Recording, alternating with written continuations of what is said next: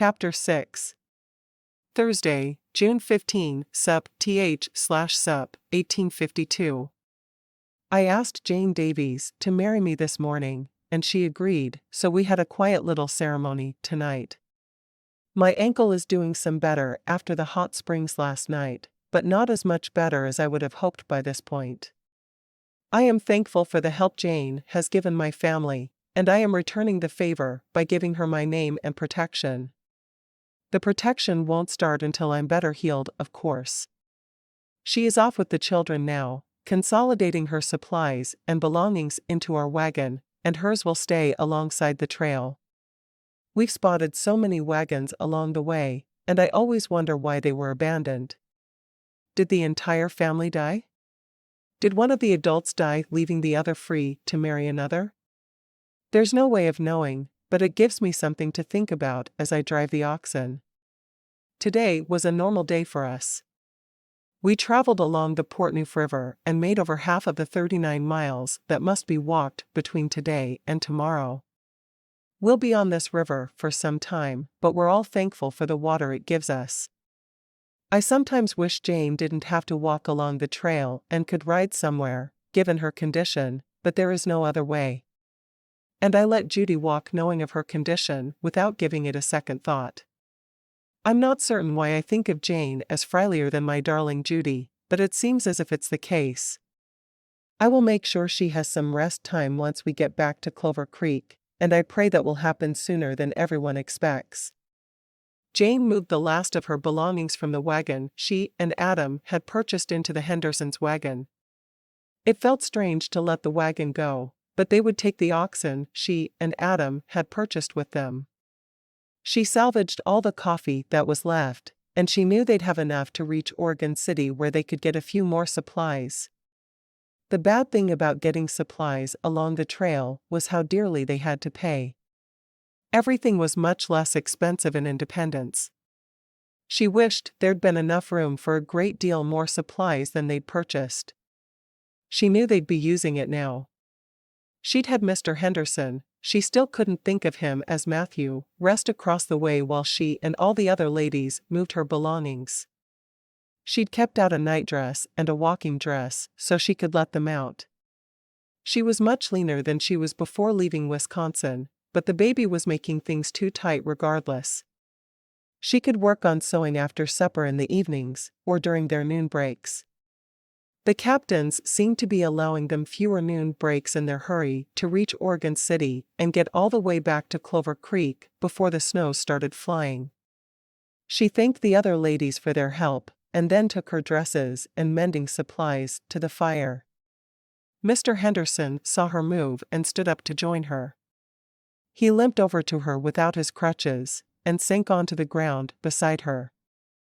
"Are you working on mending?" he asked. He was quite familiar with the work women did. "I'm letting one nightdress and one day dress out. It will be better if I don't have to worry about how tight my clothes are becoming." She shook her head. "The babe grows more every day." He nodded. "That's what they do." "Did everything get moved to your satisfaction?" he asked. She nodded. "It did. I left the small trunk with your wife's things alone, thinking you may want to go through her belongings on your own. There's no need. Feel free to go through them and use whatever suits your fancy. It might be nice for you to have a few more dresses." "It might at that." "Thank you." The style of dress they all wore was basically a sack. Their aprons fitted at the waist to make them look like they were fitted. That way a woman could wear a dress her entire life if she chose to. Thankfully, Jane had always had a few dresses to choose from. As she sewed and they talked quietly beside the fire, the doctor stopped by to check on Matthew's ankle, with Betty at his side. "It's not healing quickly, but it is healing. That's all we can ask for right now. I'd like you to keep wrapping it because it adds stability to the ankle. Without the wrap, you'd re-injure it over and over." "What about my time on guard duty?" he asked. "You've taken extra guard duties here and there is other men were sick or injured. Everyone is pitching in for you. Don't worry about getting back to guard duty until you're better healed than you are. Jane smiled at Betty, one of the few women she didn't feel as if she knew well. You and the doctor should join us for supper tomorrow night, she said softly. It would be nice to have an opportunity to know you better. I have a better idea I'll talk to you about soon, Betty said. I'm spending all my spare time learning as much as I can about medicine, so I can be a good nurse for the doctor, that sometimes even I start missing having people around me. Jane laughed, nodding. I don't much care to have people around me all the time, but I do like to speak to others when it's been a long while. The trail is much more social than I ever could have imagined, Betty said, shaking her head. I'm not sure I'll ever get used to it. We're over half done. You don't have to get used to it now, I don't think. You're going to want to get used to people though, because the doc will need your help once we're all settled. You're right about that. I've almost got all the bones of the body memorized. I'm surprised at all it takes to learn to be a nurse. I love to learn, so I'm constantly reading medical books now. It was Malcolm's idea, Betty said, gazing at her husband with a smile. He's a good doctor, Jane said, though truthfully, she had no way of knowing if it was true or not. Think about how much better he'll be with a trained nurse at his side. Dr. Bentley laughed at that. I don't think my worth as a doctor is changed by the nurse I have at my side. Of course, a knowledgeable nurse can do a lot for a doctor, helping him spot things he wouldn't otherwise. I suppose Betty will make me better. Betty laughed, moving to her husband and kissing his cheek. You make me better every day. After the two had wandered off, Jane wondered if they'd have ever married if not for the trail. Before she knew it, she was asking Matthew. Do you think all of the marriages on the trail would have happened if we'd been settled somewhere? Matthew pursed his lips, thinking about it. Not the ones between people who were already married to other people, of course. But I think Mary Mitchell and Bob would have married. I think Mrs. Balling and Jamie would have married. What about you? I can see some of the couples marrying, but not nearly as many as have gotten married. I don't think I would have remarried quickly if I'd stayed in Wisconsin. I would have just kept teaching and my mother would have watched my baby when it was time. Your father wouldn't have minded? Jane shook her head. No, my father died when I was young. My mother never remarried. She said she liked the freedom of being able to think for herself for a change. I can understand that, but I don't know if I'd have stayed widowed for more than a few years. There's too much living left to do it all alone. Do you feel like your mother does? Do you want freedom to be able to make your own decisions?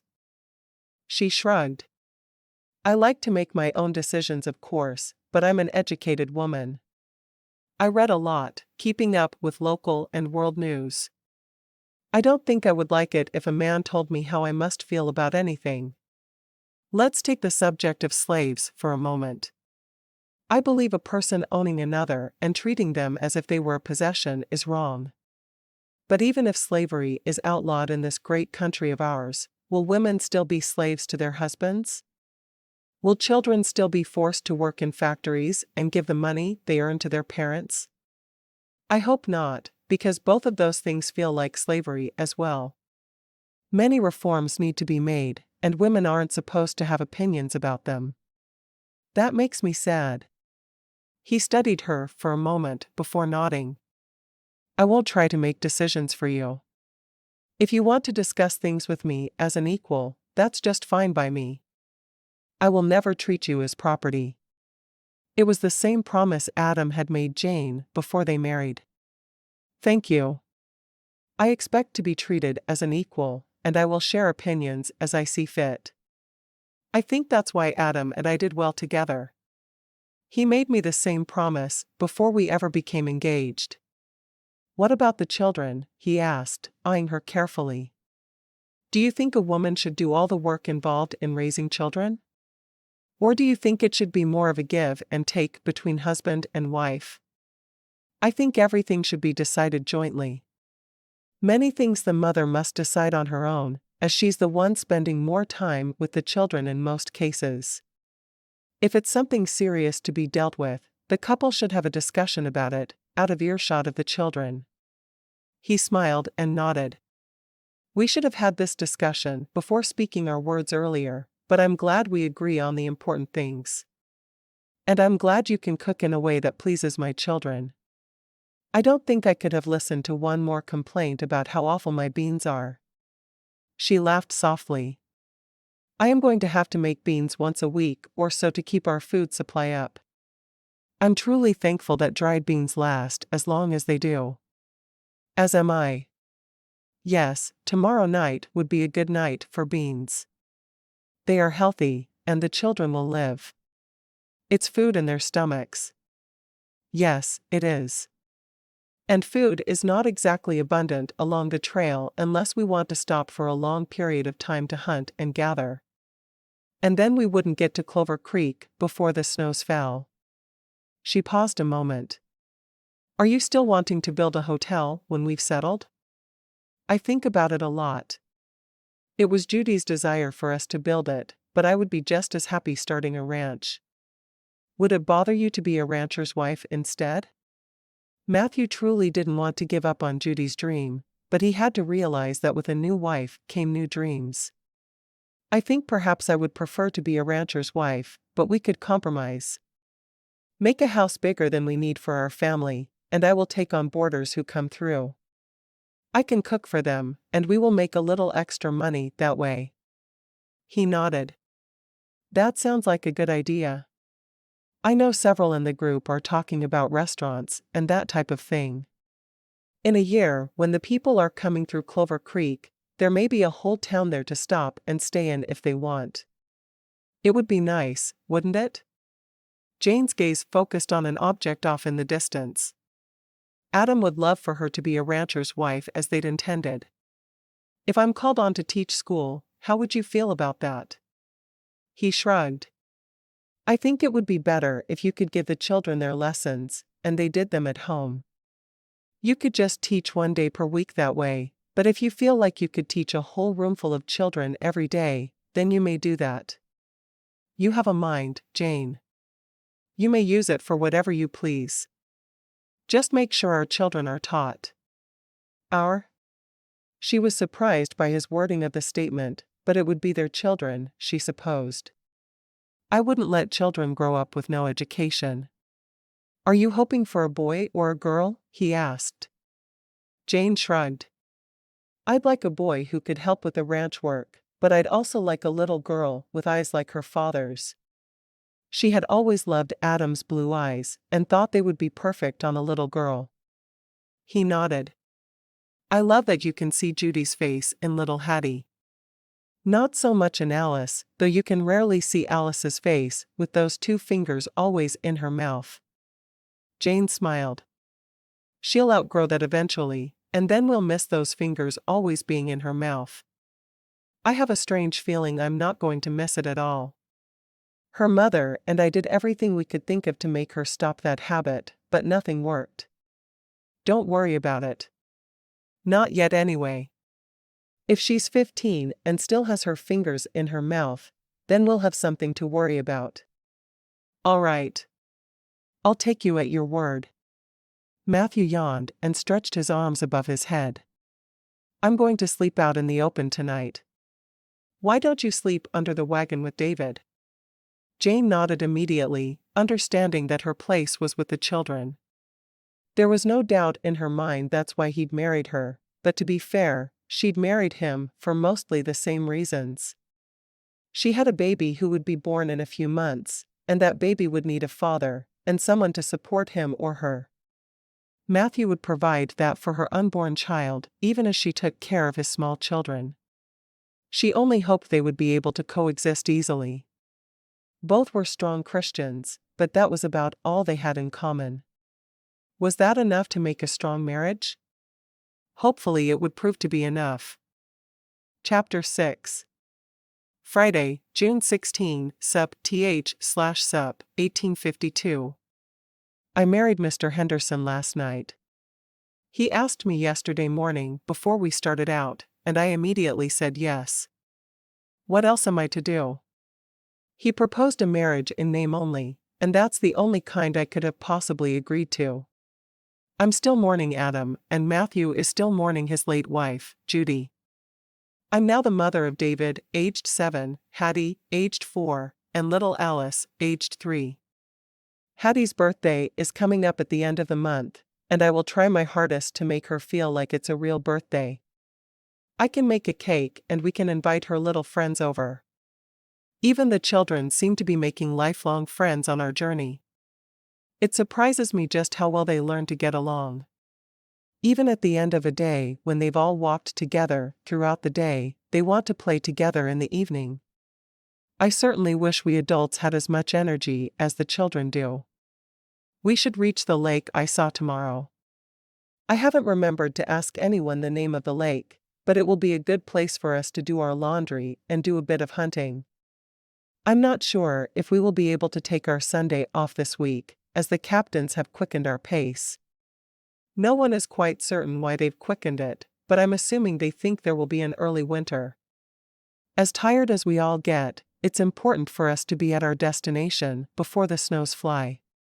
None of us want to winter in Oregon City when we can be building up our settlement at Clover Creek. I pray the captains make the decisions that are right for our group of emigrants. Jane was up and had washed before the whistle blew, and she started breakfast for her new family. The children were excited to have pancakes 2 days in a row, though Alice asked if they'd ever have Johnny cakes again. Yes, we'll have Johnny cakes a lot, but cornmeal lasts longer than wheat flour. So, if we have lots of pancakes now while we can save our cornmeal for the Johnny cakes later on. Alice blinked, her fingers in her mouth. But then she slowly nodded. Jane worried a bit about the little girl who rarely spoke. She hoped the child wasn't slow like so many she'd worked with. After the dishes were finished, they yoked the oxen and got started out. Now that they had the 4 oxen from the Henderson family and the 20 Jane and Adam had to start their ranch, it was much easier to find oxen that were fresh and ready to pull the wagon on any given day. It should make the rest of the journey a bit easier for the Henderson family, and Jane was thrilled she could do little things to help her new husband and his children. Of course, the oxen weren't a little thing. With as expensive as they were, and as many as Jane and Adam had, it would be a perfect way to start a new ranch. Once they were on their way for the day, Alice decided she wanted to walk alongside Jane, and Jane was perfectly fine with that. Hattie looked like she was torn between walking with the other children and walking with Jane as well, so Jane waved her on to play with the others. There was no reason for her to hold herself back and not be with the other children when she had the opportunity. They walked along the trail and could see the Portneuf River as they walked. It was a beautiful, scenic journey, with the mountains rising majestically over the water. Jane still hadn't found the name of the lake, but that was all right.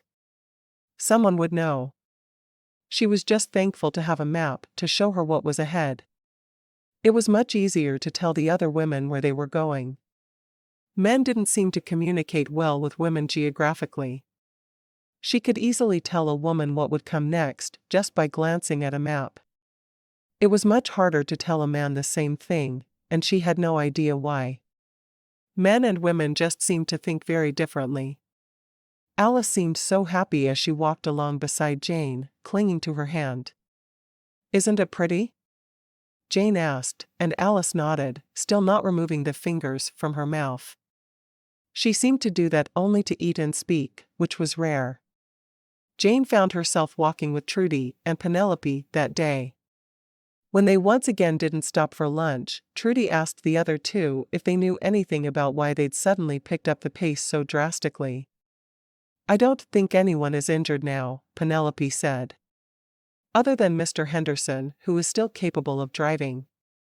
I think the captains are taking advantage of that and trying to get through as much territory as we can before someone else is injured or gets sick." "Or they're worried about an early winter," Jane said softly.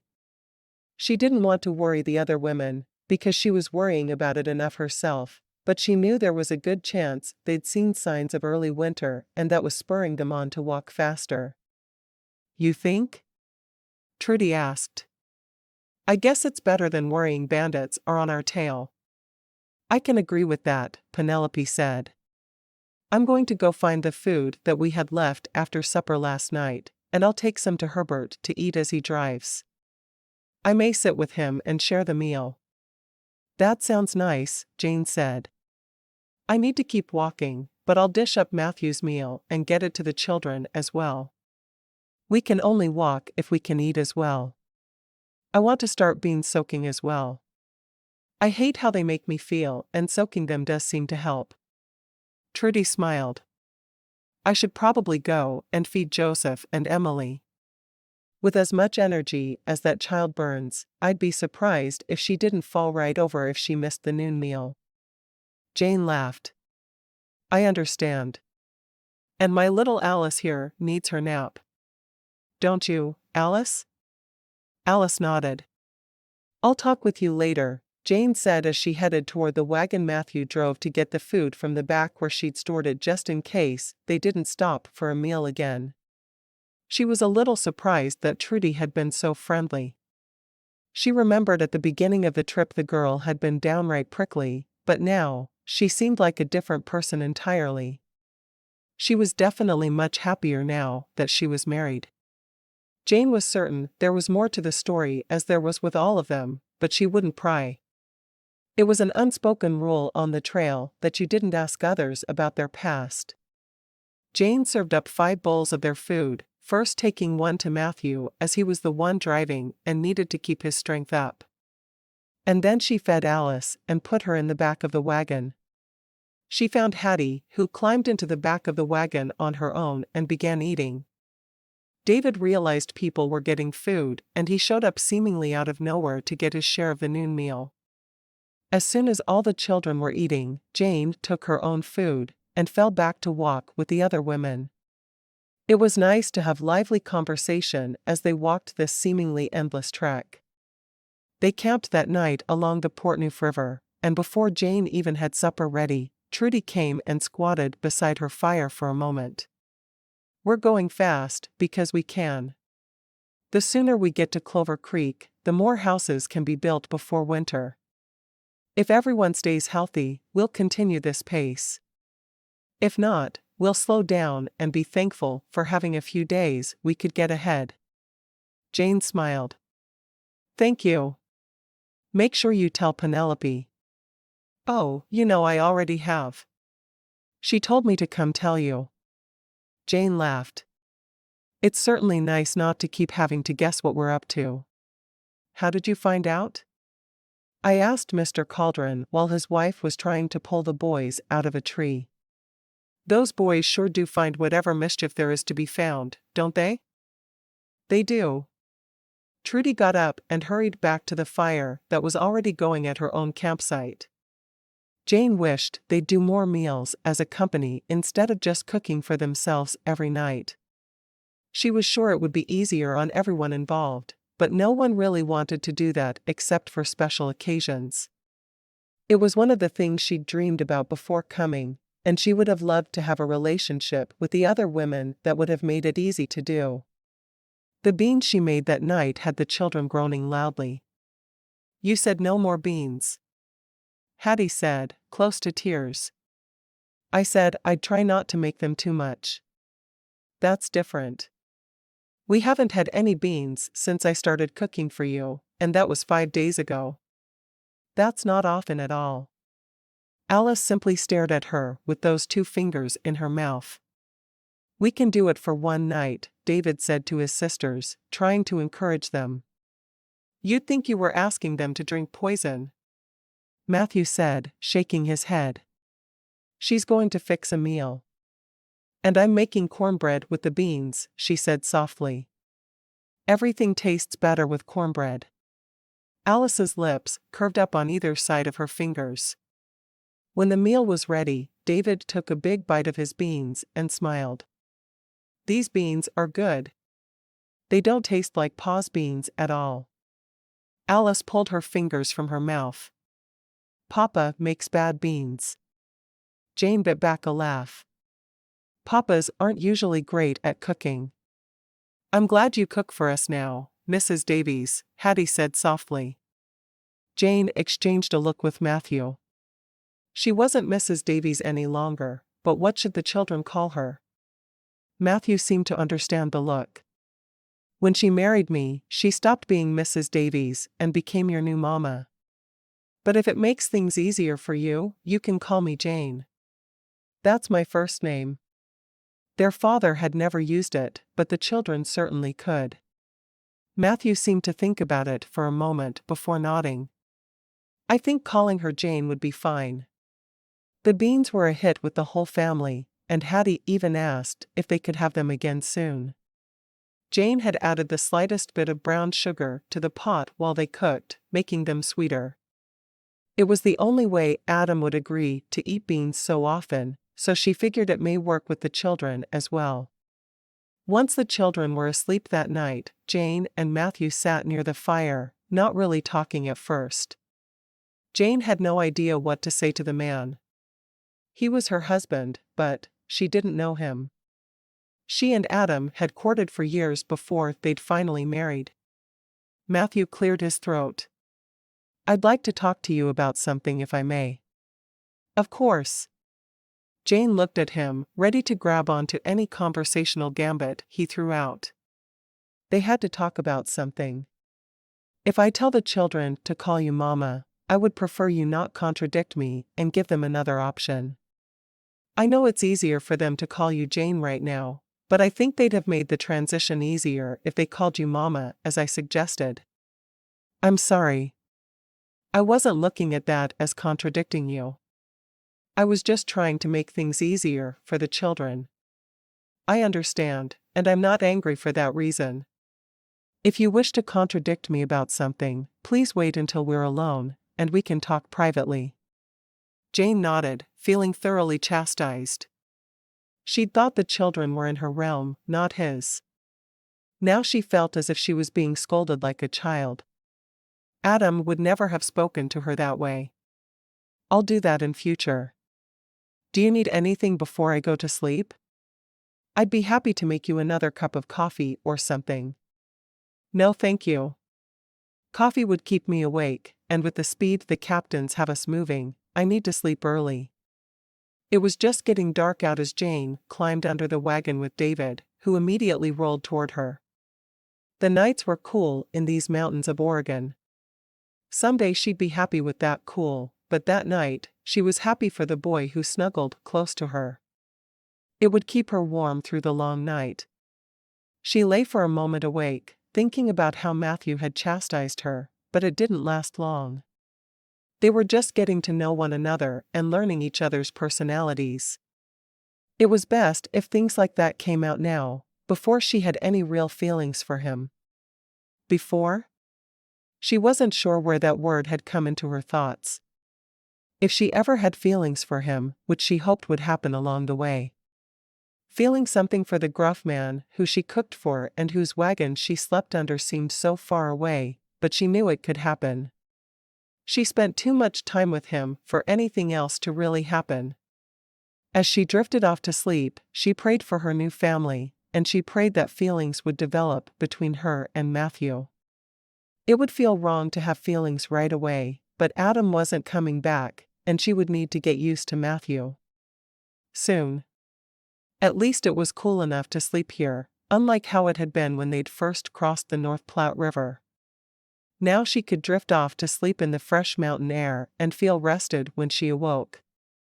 Matthew sat up for a while, thinking about how he'd spoken to Jane, and he realized he'd been a little harsh with her. He'd never have talked to Judy that way. Perhaps he could consider the fact they barely knew one another, even though she was suddenly his wife. They needed to find the right ways to communicate about those things. Hopefully his ankle would feel strong enough they could take a walk out into the prairie the next day. It would be better for them both if they could set some rules before they upset one another, and he could tell she'd been upset. He'd been right to tell her he hadn't liked it, but his tone of voice had been scolding. She was a modern woman, and she didn't deserve that. Chapter 8. Saturday, June 17, Sup/Sup, 1852. The captains announced today that we'll be moving on tomorrow. We have had few Sundays where we were asked to skip our church service and walk. Pastor Scott said he's still going to hold church service, but he'll do it early in the morning, and those that need to do laundry can do it before breakfast. He's calling this a breakfast service because he's asking families to gather around and eat while he preaches. Then we're wasting no time. I don't have a problem with moving on Sundays. I think it's good for us all to rest a bit, but we can skip resting 1 week. It won't hurt any of us. I talked things out with Jane after snapping at her last night. It's more complicated to be married to a stranger than it was to marry someone I'd known all my life. We both have a great deal of adjusting to do. Saturday was another day with a lot of walking. They had always averaged 20 miles per day, but now the captains were asking for 25 miles. It didn't sound like much different, but it was very different to Jane's aching feet. Before they'd left for the day, Matthew pulled Jane aside and apologized for his sharpness the night before. It's going to take some time to get used to being married to someone who isn't my Judy. I hope you won't hold it against me. I'll do my best to hold my tongue in future. Jane smiled brightly. I was thinking the same thing last night. Adam and I courted for years before we ever married. We knew each other so well. Now I'm married to a virtual stranger, and we will have to get used to each other in a way that may take years. He nodded. For now, we'll take it one day at a time. It's going to be the best for us and for the children, who are counting on us. Jane surprised them both when she stood on tiptoe and kissed Matthew's cheek. Thank you for being understanding with me. We'll work through it. Yes, we will. Matthew smiled at his little bride. Thank you for not being angry. As he hurried to yoke the oxen, Jane went to find the children. Alice immediately latched onto her hand again, not saying anything. This time, Hattie didn't hesitate as she ran off to walk with the other children. Jane knew they had little games they played along the way, sometimes getting themselves into mischief. David said, "We're walking down by the water." Don't worry, I'll keep an eye on Hattie. All right. If you need something, don't be afraid to tell me about it. Jane smiled down at Alice, who looked so content. We have fun walking, don't we, Alice? Alice nodding, a smile forming around the fingers in her mouth. When Betty and Mrs. Caldron walked up beside Jane and Alice, Jane smiled at them. Are you two into mischief? Mrs. Caldron laughed. I have no energy for mischief after getting my sons out of mischief every day. Betty laughed. She's not joking either. Those children will take any dare and climb any tree. One of them told me that if God hadn't meant for them to climb trees, He wouldn't have put them so close to the trail. Jane laughed. Sounds like a perfectly good philosophy for a young boy. Mrs. Caldron shook her head. We didn't get the chance to make a fuss over your marriage to Mr. Henderson. I thought maybe we could do that tonight. There will be dancing like usual on a Saturday night, but it will end earlier. We'll make a big meal for the whole camp to share, and you'll have a night off cooking. How would that be? Jane smiled. Have the other women agreed to this? Every time I've suggested we pool our food and take turns cooking, the other women tell me that's a bad idea. I love the sound of it if you can get the others to agree. The others have all agreed, Mrs. Caldron said. We even talked about making it a regular Saturday thing with the women taking turns cooking, so most can handle their family's laundry before the dance. That sounds wonderful to me. Good. We'll do it tonight then. Mary is going to try to get some game while we're walking today. Then we can use whatever she is able to shoot as our meat for the night. Fresh meat? Jane asked. My entire family is in. No one complains, but I can see the little ones getting sick of the dried meat I turn into meals. I did get them to like beans last night though. That worked out well. How did you do that? Betty asked. We all start crying when bean night comes around. We've just had our fill of them by this point. Adam never liked beans, Jane said. So, before we left, knowing there would be a lot of beans on the trail, I started experimenting with them. I found that adding just a bit of brown sugar, no more than 2 tablespoons, to the water made them palatable for him. I got a lot of extra brown sugar to use for that purpose, and since he passed, I'm using it on the family.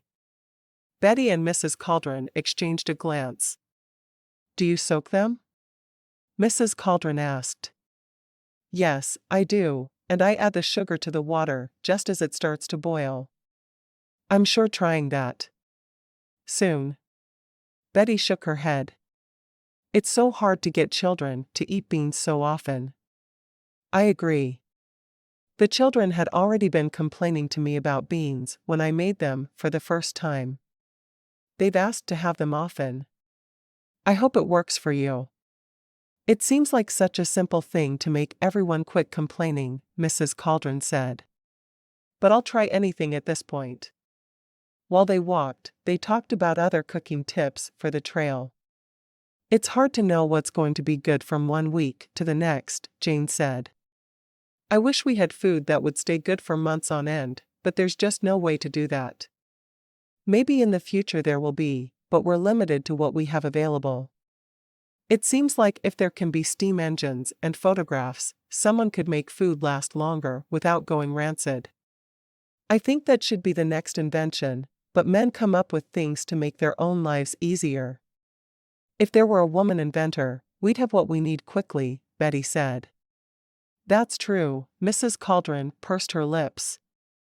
My boys are certainly smart enough to invent things when they're not trying to destroy the world. I'll talk with them and get them thinking along those lines. If anything comes of it, it will be years down the road, but it's worth trying. Betty and Jane grinned at each other. I have no idea what those boys are going to do, but whatever it is, they're going to do it on a scale loud enough to be heard around the world. There is no doubt in my mind of that, Betty said. I concur.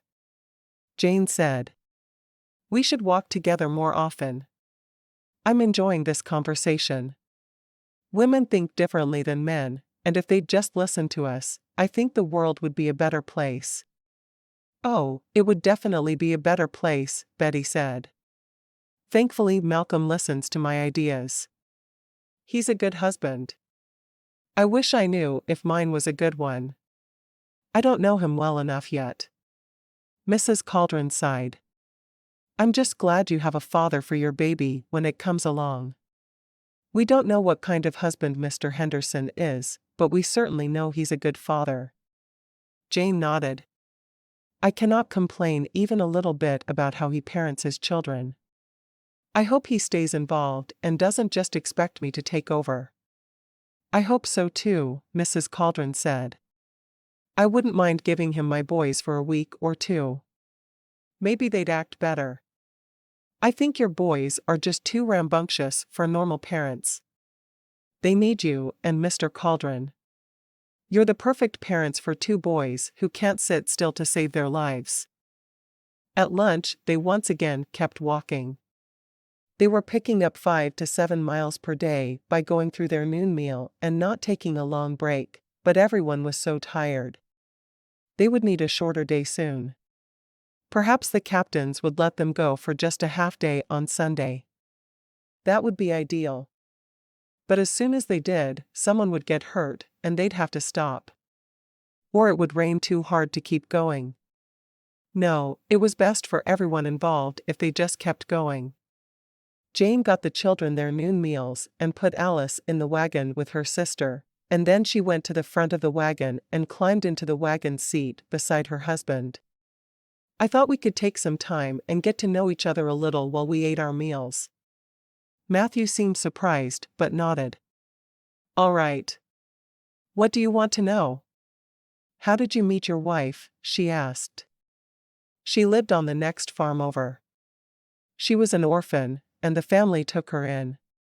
We met on her first day of school, and we married a few years later, as soon as we were old enough really. She was only 15 when she had David. I sometimes wonder if she would have lived longer if we hadn't rushed things so much. Jane frowned. We can't look back and decide what we should have done because what we did was right at the time. You're probably right. I wish I'd known how soon I would lose her though. I would have tried to make her laugh more and made her feel more loved. I didn't know though. Jane nodded. I would have done the same. Adam was, well, he was my first and only love. Though she hoped to love Matthew someday, she didn't say that. We were school sweethearts, and we courted for the last 2 years of school, and then another year, before we married. He was good to me. When I wanted to teach school after we'd married, he was more than willing to let me. He thought it was good that I cared to educate myself, but he always said I wouldn't have to teach anymore once we were out west and had our ranch. Did you have to teach? Or did you want to teach? He needed to know what kind of woman she was. For us to be able to go to Oregon sooner, I needed to. He would have been fine to have me at home and wait another couple of years, but to me, it just made sense to move to where we wanted to live as soon as possible. So, I worked. We have a nice bit of money saved for when things go wrong out west. You know they will. Matthew smiled. We saved enough money for the lumber we'd need for a hotel. Since we're not building a hotel, and you have a nest egg, I think we'll do just fine. Maybe I could even hire someone to help me on the ranch right away, so we could have a leg up. That sounds really smart to me. She smiled. I'd love to start off as we mean to go on. Get the house and barn built, and we can build anything else next summer or the summer after. I wonder if it snows a lot in Clover Creek. No idea. I'm sure the local Indians will be able to tell us that. Jane frowned. You're not afraid of Indians? He shook his head. Remember how scared we all were when we left Independence about possible Indian attacks? Think of how many have died along the way, but there hasn't been one Indian attack. I think we need to start looking at Indians a different way and just trade with them, but not fear them so much. I'll try. I have to admit, seeing them at the soda springs scared me more than a little. I traded with them, but it just didn't seem right. We'll make friends with the Indians, and then our lives will be better. They have their own medicine and know how to live on the land out here. We don't. We need to learn from them. That makes sense, Jane said. I'll do my very best. You're a good wife, Jane. Oh, I'm not so sure about that. All I do is mind the children and make meals. And laundry. I'll be doing your laundry. Do you mind that we're going to have to keep moving tomorrow? I understand the captain's reasoning, but it does seem like a long way to go with no breaks. Matthew shook his head. I feel we should stop just to take care of all the livestock and wagons if for no other reason. I know that everything was in good condition when we left Clover Creek on Monday. I think that's why we stayed there so long. The animals grazed, and each wagon was looked over and repaired. We were in a good position when we left, and I'm sure we are now. I can do laundry tonight, and we'll take our breakfast to the early morning service like everyone else. Jane didn't particularly mind, but she was getting a little more tired every day. I guess that works. And with me driving so much, I'm certainly staying off my ankle like the doc said. That's true. She looked around. I've finished eating. No use putting extra weight on the wagon. I'll walk the rest of the afternoon. He frowned. Do you need to ride a little more? I know you're expecting, and this kind of walk is hard on expectant mothers. I'm fine. I'll stay in good shape this way. Mrs. Mitchell says I'm healthy, and she expects no complications. Have you talked to Dr. Bentley? I'd sure feel better if he examined you and told us if you're as healthy as Mrs. Mitchell thinks you are. I am. But I'll see him if it makes you feel better. She started to get down out of the wagon but stopped, remembering something. I almost forgot to tell you. Mrs. Caldron and Mrs. Bentley are going to throw us a wedding party tonight. They're making a huge meal for everyone, and there will be dancing like there is every Saturday night. This will just be in our honor. I didn't say I wanted that. Why didn't you ask me? Matthew's blood ran cold at the very thought of celebrating their loveless marriage. You were driving when it came up. Does it bother you? He simply glared at her. Yes, it does. Chapter 9. Sunday, July 18, Sup/Sup, 1852. I feel like I've wronged my husband early on in our marriage, and it seems as if he's finished with me now. I'm not quite certain what I did so wrong, but he is upset with me. I know it has something to do with allowing the other women to cook a meal and turn our Saturday evening dance into a party celebrating our wedding, but I'm not sure why that upsets him so much.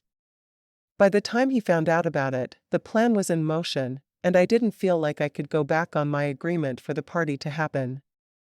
I hope, by being the best wife I can be, that he will finally tell me what I've done that bothers him, or even get over the fact that I agreed to it without his permission. He told me he thinks I have the right to my own thoughts and opinions, so getting this angry with me over a party makes no sense to me at all. I do hope we can reconcile, for the children's sake. They don't need to watch their new mama and papa get angry with one another. Not so soon after they lost their mother. I do wish I had an idea how to make things right. For the rest of Saturday, Matthew avoided even looking at Jane. She served him supper, and he didn't even say thank you as was his habit. She wanted to beg him to tell her what she'd done to upset him so, but he was in no mood to be spoken with about anything. He'd made that much clear. Even when young Edna Blue danced that evening, her arms and face raised to the sky as if she was some sort of heathen, he didn't speak to her. It was odd because Edna always had tongues wagging.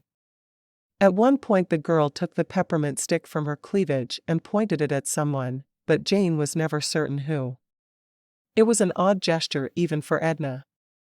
Early Sunday morning, they met for their church service, all of them with breakfasts on their laps so they didn't waste any time, and they listened to Pastor Scott talk about forgiveness. One of the hardest things we as Christians must do is forgive one another. Sometimes, something is done without the person who upsets you even realizing it, and if that's the case, how can you hold back your forgiveness? If I came to you and offered to hoe your oxen, it wouldn't mean that I don't think you could do it yourself, or that you didn't have enough money to pay our blacksmith to do it. It would simply mean that I want to do something kind for you, and that would be the end of my reasoning. So many people would take slight at that when there was no slight meant. Even though she was the one who had wronged Matthew, Jane felt as if the pastor's words were meant just for her. How was she going to be able to convince her husband that she'd meant no slight by agreeing to a party, though how he could have taken something negative from it was beyond her understanding? Matthew never looked at her, instead staring straight ahead, holding Hattie on his lap, while she held Alice on hers. The service was kept short, but it gave them all something to think about as the men yoked the oxen and the women did the breakfast dishes so they could be on their way. The fast pace was getting a little harder every day, but Jane wanted to be in Clover Creek before winter as much as the next person did. She wouldn't complain. Not one word. As they started out the day, she held Alice's free hand, and they walked toward the front of the group of women. Jane liked to stay back a little further because of the dust that the oxen and wagons blew into the air, but just this once, she wasn't worried about how dirty she'd get. She was so lost in thought she didn't even notice when Hannah Scott fell into step beside her. "Are you all right?" Hannah asked softly. "Something happened between you and Mr. Henderson. You were doing well until last night, and suddenly he stopped talking to you. How can I help?" Jane felt tears pop into her eyes, but she blinked them away, refusing to shed a single tear over a stubborn man. Well, she didn't know Matthew well enough to know if he was stubborn yet, but he was upset and hadn't spoken to her about why, and that equaled stubborn in her mind. I'm not sure what happened, but I'm sure we'll be able to work things out. We're married now, and there is no choice. Jane knew some women were divorcing their husbands, but she couldn't see herself bringing that type of scandal into her life. She didn't want to forever be the divorcee. I'm glad you understand that marriage is sacred. Let me know when you feel like things are better between you, and if not, talk to me about it in the meantime. I'm careful not to say anything to people about confidences I share with others. Jane smiled a little at that. You'd have to be careful being a pastor's wife and all. Do you ever feel like there's a lot of pressure on you because you are married to our pastor? I do. Especially at first. I was certain every time I put a toe out of line, someone would be running to Jed and complaining. That hasn't happened though. I do my best to not sully his position in the eyes of men, but I'm not perfect by any means. I always ask him if he'd still have married me if he'd known just how imperfect I am. And what does he say? He says he would have, because I'm perfectly imperfect in his eyes. Whatever that means. Sometimes it's like men speak their own language, isn't it? It is. Hannah said, shaking her head. Don't get me wrong. I love Jed, and part of him is his ministry and the way he speaks, and I won't complain about either thing. But I might think about complaining from time to time. Jane grinned. I guess you're as human as the rest of us then. I don't complain unless I absolutely must. I do wish I could figure out why Matthew is upset though. Have you asked him? Well, I haven't. He hasn't let me speak to him since whatever I did wrong was done, so there has been no chance. An idea formed in Jane's mind. I could get into the front of the wagon with him while I ate my noon meal again. The girls eat in the back of the wagon, and David eats with his friends. It would be very easy for me to slip away then. I think you should. Hannah said. I hate to see the two of you so unhappy when you just married this week. It does seem odd that he's already angry, doesn't it?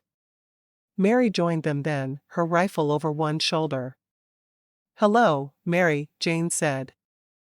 Thank you for getting the elk that fed us all last night. It was much appreciated. Mary grinned. I do love being able to hunt as well as most of the men with us. It's good that I can be ready to shoot any game we come across while the men are busy driving. That's true, Jane said, nodding. I don't know what we'd all do without you. As long as you have your gun on your shoulder, I feel safe. Mary laughed. That's when I feel safe too. Bob doesn't seem to care for me being so self-sufficient, but he sure doesn't complain when I bring in food. I'm sure he doesn't. Jane said. You can not only hunt the meat, but you can cook it too. That's a lot more than I can do. I don't know how he's going to feel about me hunting when I'm 9 months along, but we all know I'm going to do it. Clover Creek just seems like paradise to me. I hope no one claims the land there before we get the chance. Hannah smiled. I have a feeling it will be there waiting for us. Jed wants to build a church on the side of that hill at the edge of the valley. I think we'll build a parsonage on the same area of land and raise our children there. Alice walked along with them, saying nothing, but clinging to Jane's hand as tightly as she could. When Jane noticed the other women going to the backs of their wagons to get their noon meals, she went to the back of the wagon and pulled out food left from their meal the night before. It had been nothing short of a feast, and everyone had seemed pleased with it. Everyone but Matthew, that was. She put Alice in the back of the wagon and gave her a bowl of food. Then she found Hattie and let her crawl in herself. One of the best things about oxen was how slowly they walked. It made it much easier to keep up with the wagons. Jane gave David his meal, and then she fixed 2 last bowls, climbing into the front of the wagon with Matthew. The meal had potatoes, carrots, and elk, and it was one of the best meals they'd all eaten on the trail. She handed Matthew his lunch before taking her first bite of her own. "This is left from the party last night," she said. Matthew said nothing, just nodded at her as if he didn't want her to speak to him. "I wanted to talk to you, and this seems to be the only way you'll listen to me. I want to apologize for whatever it is I've done wrong, but it would help to know what that thing was, so I could keep from repeating my mistake." His jaw dropped as he gaped at her. "Really? You don't even know what you did wrong?" "No, and I never will unless you tell me. I know it has something to do with the wedding party, but I have no idea what. I thought it was nice that the people we're traveling with wanted to do something for us. I couldn't tell them no." He shook his head. "Judy wanted a big wedding party. We decided to forego it so we could save money to come west and start her hotel. Then I married you, a woman I barely know, and I get the wedding party Judy always wanted. You shouldn't have a better wedding party than the woman I loved." Jane took the verbal strike square on her chin. "I'm sorry, I don't live up to your expectations. I'll continue to care for you and the children, but once we get to civilization, you should feel free to divorce me." She got down from the wagon and ate the rest of her meal as she walked behind it. Why wasn't she good enough for him to be willing to celebrate? He had someone taking care of his children, doing the laundry, and fixing his meals. If he had no other reason to celebrate, he should have celebrated that. For a short while, she'd believe she could eventually fall in love with the man. Now she knew better. It would be like casting her pearls before swine. And in this case, the man truly was being a pig. Hannah caught up with her. "I guess he told you why he was angry?" Jane nodded once. "I'm not willing to discuss it." "I'm sorry." "No, that doesn't upset me. I just think you may need to talk it out with someone.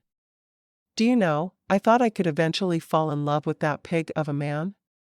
Hannah's hand covered her mouth, and she stifled a giggle. "Well, now. A pig is he?" "He is. You wouldn't believe what he just said to me.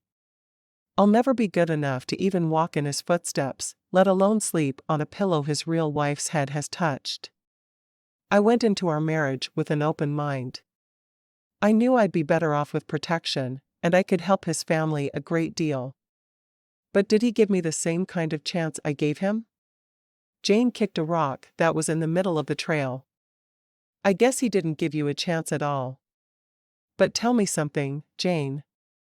When you look at him, do you compare him to Matthew in your head? Can you really say that your late husband is no longer in your heart?" Jane glared at her friend. "Well, of course he's still in my heart.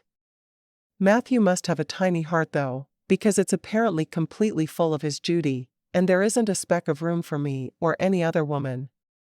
I just want to kick him." "Did you tell him that's how you feel?"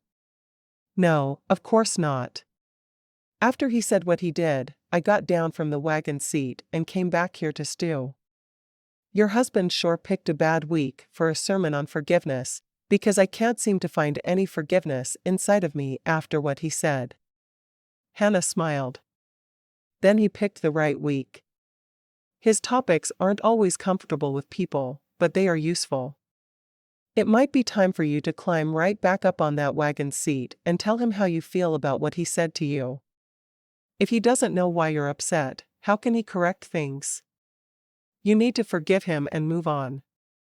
Wouldn't Adam want you to be happy in your new marriage?" "Adam? No, he'd have wanted me to stay married to his memory for the rest of my life," Jane said. "Really? I know if something were to happen to Jed, he'd want me to remarry and move on. Especially if I was expecting." Jane sighed. "Yes, he'd want me to remarry, if only for the sake of the baby. Why do you have to be so practical?" "I think I started being practical when I married Jed. It just came with the job. And being married to the pastor is a chore? Jane asked. Hannah shrugged. At times. Anything can be a chore, you know. I don't mind going for walks, but here we are, having walked since the beginning of March. Of course, I'm tired of walking and it's become a chore. You think I should go tell him how he made me feel and forgive him? Really? Well, you haven't told me what he said, but I think I put the pieces together. Yes, you need to go and talk to him and forgive him. Do you know why? Jane shook her head. No, but I'm certain you're about to tell me. Because forgiving him will remove the anger from your heart. It's good for you, not him. I hate it when people are right when I'm being angry. Hannah laughed. Don't we all? Chapter 10. After calming down some, Jane joined Matthew on the wagon seat again. She sat beside him, staring straight ahead for a minute, and then she spoke. I'm sorry, I didn't understand how you felt about the wedding party. It didn't occur to me it would bother you. She took a deep breath. You hurt my feelings by telling me that I'm not as good as Judy, and don't deserve more than she had. I know those weren't your exact words, but that's how they hit me. And it hurt. I married you because I needed help, and I knew you did as well. And because I can see a future for us. I can see myself falling in love with a man like you. But I forgive you for hurting me. And I know I am falling in love with you a little more each day. If you don't want to stay married to me, then you can do something about it once we've reached our destination. I can fall back on teaching as I planned to do when Adam first died. Matthew couldn't look at her. I think that's what bothered me so much about celebrating our wedding. I knew I was already in love with you. You've been kind and loving to my children, and you've put up with my orneriness a time or two. I believe that we could have a good marriage if we were both to work at it. I believe we could as well. My baby will only know you for its father. Jane waited to see how Matthew would respond, but she didn't dare look at him for fear he'd have a mean look on his face again. When Matthew spoke, it was quiet, and his hand covered hers. I'm not ready for a real marriage with you yet. There's too much guilt inside me for Judy's death. I know you'll tell me it wasn't my fault, but if I hadn't wanted to make her dream a reality by moving west and having a great deal of land to build on, then she wouldn't have died. She wanted a hotel back east. I'm the one who insisted on heading west. He shook his head. I'm sorry that I've taken out some of my guilt on you. I don't mean to make you feel badly about yourself or about our marriage. Does this mean you've forgiven me? She asked, her voice hopeful. There's nothing to forgive. I am the one who reacted inappropriately, not you. You did what you should have done.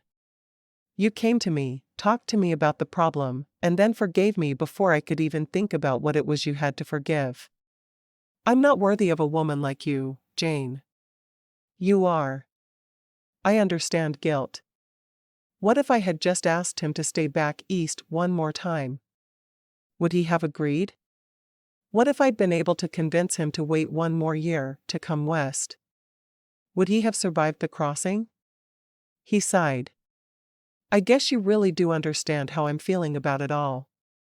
It's funny how we blame ourselves for the deaths of our loved ones, isn't it? Wouldn't it be better if we could just understand that it was their time to go? Perhaps there was a reason they needed to die just then. Perhaps there wasn't. All I know is that I need to stop kicking myself, so I can learn to stop kicking you. Jane bit her lip, nodding. I'm willing to work toward having a good marriage with you. Perhaps we can spend a little time courting when we get to Clover Creek or right here on the trail?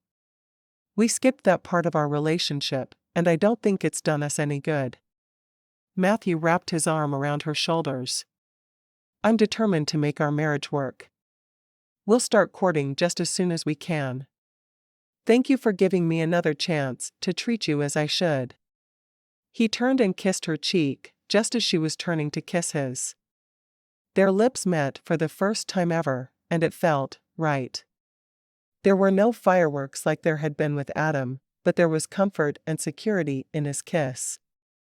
That evening, as she was cooking supper for her new family, Matthew walked up behind Jane and tapped her on the shoulder. She turned to see him with his hair combed and a bouquet of flowers in his hand. He hadn't even combed his hair for their wedding. He'd let himself go after Judy's death. "What's this?" she asked, grinning up at him. "I thought I'd ask if you wanted to go for a walk after supper tonight. Mrs. Scott offered to watch the children, and I think it would be good for us to learn what courting would be like between us." "I would love to go for a walk with you after supper," she said, surprised to see him holding the flowers and following up on the talk they'd had earlier. "What is for supper, anyway?" he asked. "I cut up some of the jerky I had, and I made a gravy with the pieces of the meat in it. And I'm making a large pot of potatoes that we'll eat the gravy over. And now that I know it's a special courting night, I'll put some biscuits on." He chuckled. "You don't have to go to extra work. You've already caught me." She laughed. "I don't have to, but I want to. Let me put the flowers in some water, and then I'll start the biscuits. I'm sure the children will be thrilled to have bread with their meal." He sat beside her on the ground, watching her movements at the fire. Judy had never felt comfortable cooking at a fire, but Jane seemed to have been doing it all her life. Each meal she made was better than the last. "The children don't care what you make as long as I'm not the one cooking for them. From what David said, your beans were pretty bad." He chuckled. "One time I burnt them onto the pot, and when I tried to clean it, I couldn't get them all the way out. So, I kept cooking beans in the same burnt pot, and the children hated it. I finally got the pot clean, but by then, the children hated my cooking and complained no matter what I made." She laughed. "I think it's good they know their father doesn't walk on water. Some children never learn that. Mine know it well. And they're still young." He looked down at the flowers he still held in his hands. "Does Alice still cling to you during the day?" Jane nodded. "Until she's eating her noon meal, I'm not allowed out of her sight. It makes her feel better to know that I'm always where she can reach me. She doesn't really talk much, she just clings to my hand and sucks on her fingers. I'm thankful she's taken to you as she has. When Judy first died, she seemed to want to climb into my skin with me. It's only been the last month or so it's been a little better, and now with you, she doesn't seem to care about me at all. And when we're stopped for the night, she plays with the other children. I don't know how much she remembers.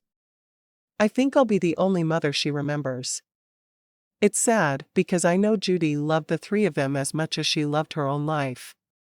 But it'll also be good because she won't have memories of her death. Hattie might, and David definitely will. I think we may have some problems with the two of them down the road. We may. But we'll get through it all together. We married so we each had someone to lean on. Let's lean on each other." Matthew looked down at her for a moment before brushing his lips against hers for the first time on purpose. "Thank you for forgiving me, whether I deserved it or not. I'm happy you are in my life. Imagine if I'd had to marry someone like George Bedwell. I'd have been poisoning that man's coffee every morning." He threw his head back and laughed, realizing only then that it was his first real laugh since Judy died. "You're very good for me and my children. And you give me someone to lean on, so I'm not constantly worried about what will happen to me and my unborn child. We'll talk after supper." He got up and wandered away, and she noticed that he was barely limping. Jane couldn't help but be pleased to see him walking around and doing well. Matthew was true to his word. As soon as she finished the dishes, he led her down toward the river. "I thought the river was a more romantic place than anywhere else, and you're getting romance." Jane grinned at him. "I'm not sure I need all that much romance. I've been married before and have a child on the way. You want courting, and with courting comes romance. So, you're getting romance." I'm sorry I can't quote Shakespeare or any poetry to you. I should be able to, but I just didn't pay attention to things like that in school. I can read, write, and do arithmetic, but when it comes to poetry, I completely ignored that part of my schooling. She laughed. I remember some, but I don't think any of it needs to be quoted for a proper courtship. Just take me on walks and tell me I don't look like I swallowed a watermelon whole, and I'll be happy. He shook his head. I can't even tell you're expecting, so don't worry about looking like you swallowed a watermelon whole. I don't know how much walking you're going to want to do after these long days we're having. He walked to a boulder and sat down on it, motioning for her to sit beside him. I don't know how much walking I'm going to be wanting to do either. These last days have been grueling. I do hope we can stop this next Sunday for a full day. I'm not sure how many more days I can go with no noon break and no days off. She leaned against him as she reached down and massaged one of her calves. Do you need to ride with me? He asked, looking at her with concern. Not at all. I do well walking, but I'm tired. I should be. The children are well behaved and it's as easy for me as it's going to get. Matthew sighed. Keep eating your noon meal with me. That's been nice when we aren't fighting. But that's all we do when I ride with you, she said, grinning at him. Well, from now on, when I start being difficult and you want to kick me, kiss me instead. It will keep us from fighting. I might try that. You should probably practice. Make sure you know just the right way to get me to keep quiet. Jane laughed, but she raised her lips to his obediently. I think we're getting the hang of it, she said after a long silence. I think we are. He looked down at his hands for a moment. I can't promise I won't turn into a grizzly bear at times and say things I shouldn't, but I can tell you that I'm falling in love with you. I want you to stay my wife no matter where we end up, and I want to raise your child as one of my own. I'd like all that as well. Then we're allowed to argue a little, but we'll have to kiss as soon as either of us starts to get upset. It may not seem like the right time to kiss, but it'll be better for our marriage than anything else could be. Jane nodded emphatically. You're right. We just have to both agree that when we start getting upset, we'll kiss. It's that simple. I'm agreeing now. And I plan to have you in my bed, soon. Not today. Probably not even next week or next month. But perhaps when we're settled into our little house in Clover Creek, we'll make our marriage a real one. That sounds like the best plan we could possibly have, doesn't it? Sunday, August 1st, 1852. I have to admit that being married to Matthew hasn't always been easy, but we're learning to talk to one another about everything that matters. Alice is still clingy with me, but it's nice to be loved by someone so completely. It took a while, but I can now happily say that I'm completely in love with my husband, and I'm happy that we're together. It won't always be roses, but my marriage to Adam wasn't perfect either. He had a temper, and I riled him up at times. Usually when I was disagreeing with him about the practice of slavery, but I'll not waste ink on that. David seems to have accepted that I'm his new mother, and both Hattie and Alice call me Mama now. David still calls me Jane, but I don't mind that one little bit. He's the one who spent the most time with his real mother, and I think he'll take longer to completely warm up to me. I feel as if we have the right foundation, and I love that he still asks me to dance every week, and he tells me I'm beautiful. He's learning to not be afraid to love me as he was at first, which is good, considering how very much I love him. This long trek to Oregon is difficult, but I wouldn't change it for the world. It brought me a new family and so many good friends. I feel like I finally have the sisters I wanted when I was young. Life is better than it was a month ago, and I believe it will continue to get better the further down the road to Oregon City we go. And then home. To Clover Creek. Oh, I almost forgot. That lake I was looking forward to? It's really just where the Snake and Portneuf rivers come together. Nothing terribly exciting after all.